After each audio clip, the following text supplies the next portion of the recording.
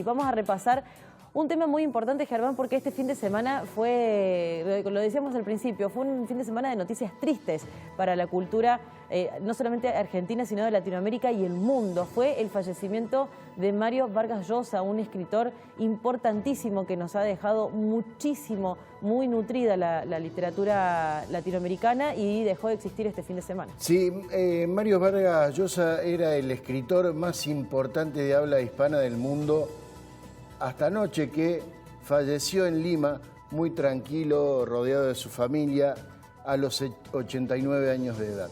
Para hablar de Mario Vargas Llosa hay que remontarse al boom de la literatura latinoamericana, allá por la década del 60, junto con García Márquez. Podemos hablar también un poco con Julio Cortázar, Mario Benedetti y otros escritores le dieron o transformaron a la escritura latinoamericana en un fenómeno de interés mundial, con distintas narrativas, No era lo mismo García Márquez que Mario Vargas Llosa en cuanto a la elección de sus estilos literarios, pero sí formaron parte de ese boom. Ambos, por ejemplo, eran periodistas.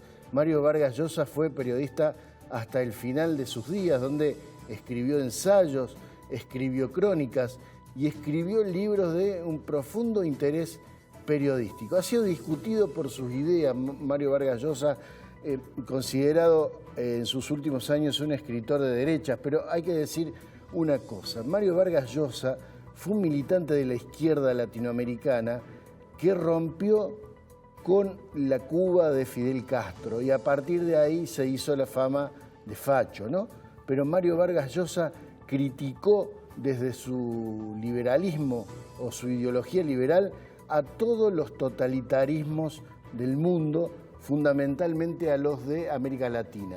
Su obra literaria lo refleja esto, porque si uno lee La fiesta del chivo, que se trata de una novela, pero de un hecho periodístico real transformado en novela, habla de la dictadura de 36 años, una dictadura atroz de Rafael Leónidas Trujillo en la República Dominicana, en donde se torturaba y se violaba sin ningún tipo de pudor.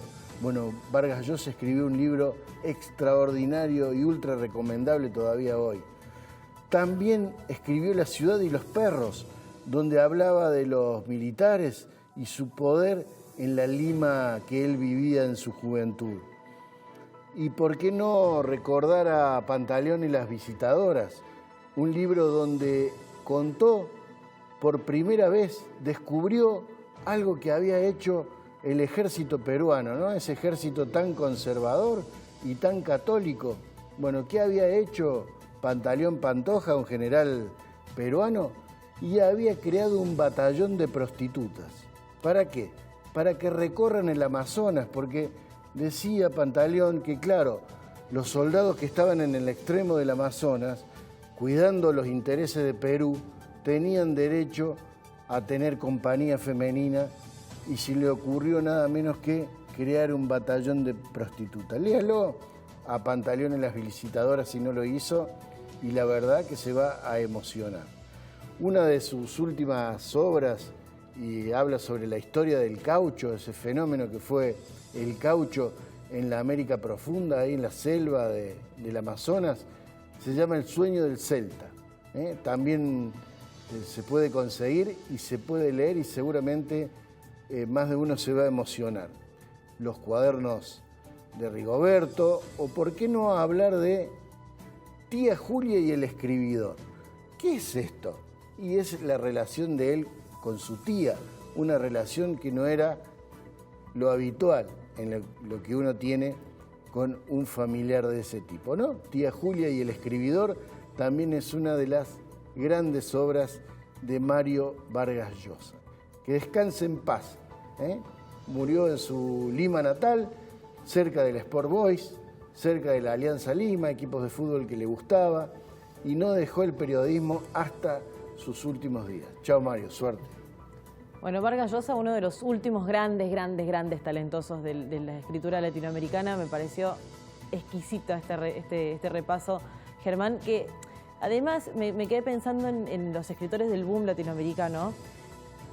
que la mayoría, o si no todos, fueron muy críticos de los gobiernos de turno. Sí, por supuesto. A ver, todos en su momento, porque no, o sea, si bien fue una época de la escritura latinoamericana, fueron teniendo sus momentos de mayor o menor. Bueno, fue una época de dictaduras en América Latina. Muchas dictaduras. En Argentina tuvimos dictaduras en Perú, tuvimos dictaduras en Nicaragua, en Ecuador. O sea, todos los países latinoamericanos tuvieron en algún momento una dictadura y muchos de ellos fueron exiliados de sus propios países y después muchos volvieron, muchos otros murieron en el exilio. Incluso Mario Vargas Llosa intentó ser presidente de Perú, fue candidato a la presidencia y fue muy crítico fundamentalmente de las dictaduras de Cuba y de Nicaragua, ¿no? O sea, o de las llamadas revoluciones de Cuba y de Nicaragua, donde después de ser una victoria supuestamente del pueblo, se habían transformado en una dictadura, algo que todavía sigue en los dos países. Y bueno, criticó todas las dictaduras. Ahora, tal vez el símbolo máximo de eso es lo que refleja en la fiesta del Chivo, ¿no?